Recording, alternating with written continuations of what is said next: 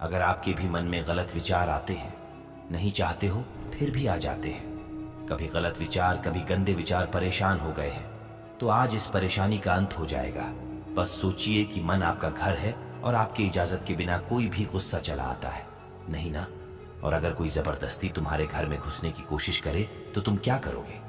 आप उसे हर कीमत पर अपने घर से बाहर निकाल देंगे, या बैठकर सोचेंगे कि अरे, मेरे घर में कोई बिना मेरी इजाजत के घुस आया, अब मैं क्या करूं? सुनने में कितना अजीब लगता है, लेकिन आपके मन के साथ तो यही हो रहा है। कोई गलत आदत, गंदी आदत छोड़नी है, लेकिन जैसे ही अकेले होते हो ना, वो गंदे विचार, गलत विचार तुमको घेर लेते हैं कि मैं थोड़ी सी भी परेशानी आती है तो तुम्हें टेंशन होने लगती है। नेगेटिव विचार आपके दिमाग में घर कर जाते हैं। मन में आने वाले विचार ही हमारी जिंदगी बना भी सकते हैं और बिगाड़ भी सकते हैं। रात को आपके मन में विचार आता है कि सुबह जल्दी उठना है। ये आपके मन की आवाज है, क्योंकि मन जानता है कि सुबह उठना आपके लिए अच्छा है, लेकिन सुबह यही मन आपसे कहता है कि थोड़ी देर और सो लिया जाए। अपने मन से पूछो कि जब सुबह सोना ही था तो रात में मेरे मन में ये विचार क्यों आया कि सुबह जल्दी उठना चाहिए? क्योंकि मन आपका दोस्त है, ये हमेशा आपको खुश देखना चाहता है। रात में जब आप सोने जाते हैं तो ये मन चाहता है कि आप सुबह जल्दी उठें और अपने दिन की अच्छी शुरुआत करें, ताकि आप खुश रहे। और सुबह यही मन चाहता है कि आपको किसी भी प्रकार की तकलीफ ना हो, आप आराम से सोते रहें। मन आपको परेशानियों से बचाना चाहता है, या आपका दुश्मन नहीं है, आपका मित्र है। आपको कभी भी कोई भी मुश्किल काम करने ही नहीं देगा। ये आपके मन में डर पैदा कर देगा ताकि आप उस मुश्किल काम से पीछे हट जाए। लेकिन ये मन नादान है, ये जानता नहीं कि मुश्किलों से हटना और परेशानियों से भाग जाना जिंदगी नहीं है। ये मन नहीं जानता कि क्या सही है और क्या गलत, बस चाहता है कि आप खुश रहो। तो ये आपकी जिम्मेदारी है कि आप अपने मन को समझाओ और बताओ कि क्या सही है और क्या गलत। मन में गंदे गंदे विचार आते हैं क्योंकि मन को लगता है कि आपको इनसे खुशी मिलती है। ये गंदे विचार आपको गलत रास्ते पर ले जाते हैं।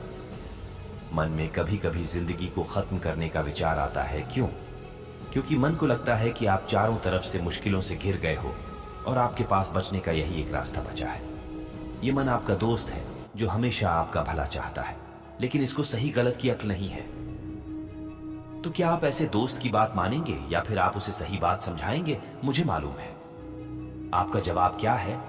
आप अपने इस मूर्ख दोस्ती की बात को नहीं मानेंगे और उसको समझाएंगे। कोई दुश्मन आपकी बात कभी नहीं मानेगा, लेकिन आपका दोस्त आपकी हर बात मानेगा। ये मन आपका दोस्त है।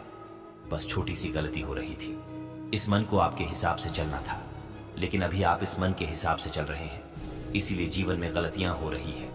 आशा करता हूं कि आप समझ गए होंगे कि मन को नियंत्रण में कैसे लाना है। और साथ में ये भी जान लीजिए कि मोबाइल में गंदी वीडियो देखने से क्या होता है। गंदी वीडियो देखने वाले लोग हो जाइए सावधान, वरना बर्बाद हो जाओगे। क्या आपने कभी सोचा कि गंदी वीडियो देखने वाले लोगों के साथ क्या होता है, कैसे ये बर्बादी का कारण बनता है?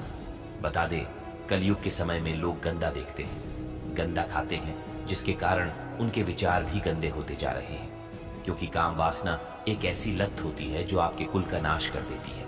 देव दैत्य या मनुष्य जो भी है, इसकी माया जाल में फंसने के कारण बर्बाद ही हुआ है। क्योंकि ये एक ऐसी चीज है जिसके आगे मनुष्य का मस्तक काम नहीं करता, और जिसके कारण वो केवल गंदे या गलत काम ही करता रहता है। गंदी वीडियो देखने से व्यक्ति के मन में लोभ, क्रोध और मोह जैसी बातें चलती रहती है, जिसके दिमाग में काम की बजाय काम वासना ही बातें चलती रहती है, और ऐसे मनुष्य को बुद्धिहीन माना जाता है। ऐसा मनुष्य दिन रात सब कुछ भूल जाता है और उसका ध्यान केवल एक ही तरफ लगा रहता है। इतना ही नहीं, इस बारे में चाणक्य नीति में भी विस्तार से बताया गया है कि विष्णुगुप्त कहते हैं कि काम वासना जैसी संसार में कोई बीमारी नहीं, मोह के समान कोई शत्रु नहीं, क्रोध की तरह कोई अग्नि और ज्ञान से बड़ी सुख देने वाली कोई और वस्तु नहीं है। वहीं आचार्य चाणक्य ने बताया है कि जो व्यक्ति काम वासना में डूबा रहता है, उसके दिमाग में कोई और बात आ ही नहीं सकती। फिर चाहे वो स्त्री हो या पुरुष, उसके दिमाग में हमेशा विपरीत लिंग के लिए ही भावनाओं जागती रहती है। उसका कहना है कि काम आपके शरीर तक रहती है तो ठीक है, लेकिन जब यह आपके दिमाग पर असर करने लगे तो समझिए आपके विनाश का समय नजदीक है। ऐसे पुरुष या फिर किसी अन्य की ओर आकर्षित होते रहते हैं तो इसका असर उसके दाम्पत्य जीवन पर भी पड़ता है। इतना ही नहीं, विष्णु गुप्ते से लेकर आगे समझाते हुए कहते हैं कि शरीर के किसी भी अंग को अगर बहुत ज्यादा महत्व देना चाहिए तो वह केवल हमारा दिमाग ही होता है, इसके अलावा कोई और नहीं होता। चाणक्य नीति के अंदर ही ययाति ग्रंथ में भी कामुकता के बारे में बताया गया है कि इस ग्रंथ के मुताबिक राजा ययाति 1000 सालों तक भोग विलास में लिप्त रहे, लेकिन इसके बाद भी उन्हें तृप्ति शांति नहीं मिली। और उसके बाद जब गुरु शुक्लाचार्य ने उन्हें वृद्ध हो जाने का श्राप दिया तो वो कुछ विदाओं की मदद से अपने छोटे पुत्र की जवानी लेकर कई सालों तक काम वासना में डूबे रहे। लेकिन कुछ समय बाद जब उन्हें लगने लगा कि इससे भी उनको संतुष्टि नहीं हो रही है तो उन्हें अपने आप से घिन आने लगी और उन्होंने अपने पुत्र का यौवन लौटा दिया। फिर खुद वैराग्य धारण कर लिया और बोले, हम भोग नहीं भोगते बल्कि भोग ही हमें भोगते हैं। हम तब नहीं करते बल्कि हम खुद ही तप्त हो गए हैं। काल कभी खत्म नहीं होता है, हम समाप्त हो जाते हैं और तृष्णा जीर्ण नहीं हुई है, हम ही जीर्ण हुए हैं। तो आपने जाना कि गंदी वीडियो देखने वालों के साथ क्या होता है। मिलते हैं फिर एक नई वीडियो में।